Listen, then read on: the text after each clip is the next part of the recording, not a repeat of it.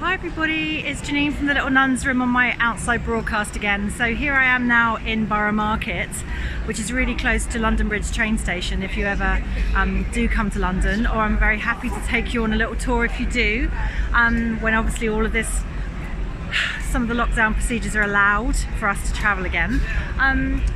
So I'm stood outside this pub called The Globe. It's pretty much just like the inside the market, but very near London Bridge station, just so you know.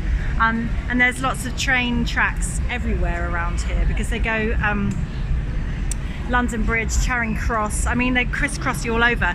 And Borough Market is actually really famous for fruit and vegetables. So it's a market once upon a time. But in the last 20 years since Jamie Oliver made it famous by coming here, well, it wasn't just Jamie, but because all the locals used to know about it, but Jamie Oliver was on his little moped and used to rock up to Borough Market and go get his fruit and veg and then do his cooking shows, The Naked Chef, which, you know, if you grew up in the 90s, you watched those shows. And also, if you grew up in the 90s, you well, male or female, let's not put gender to it, but you had the Bridget Jones series and the books. So I once came to this pub, or you can hear the trains. I once came to this pub called The Globe with a friend, and we were sat there having a drink.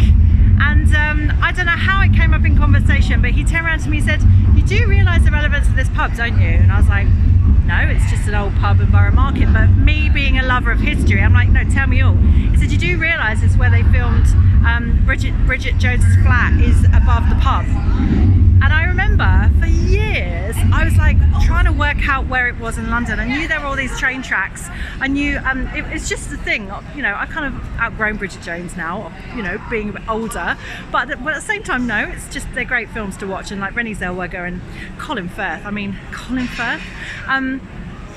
but I just had this moment that I couldn't believe, like after all these years I actually found out where she lived and I didn't have to try.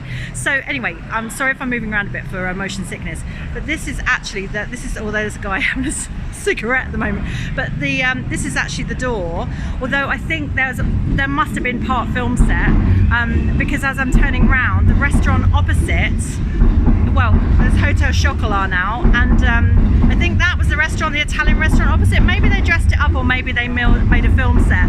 But yeah, this is the doorway. This is the doorway to her flat. It is super crazy here. I mean, there's so many people, even considering we're, you know, COVID's going on.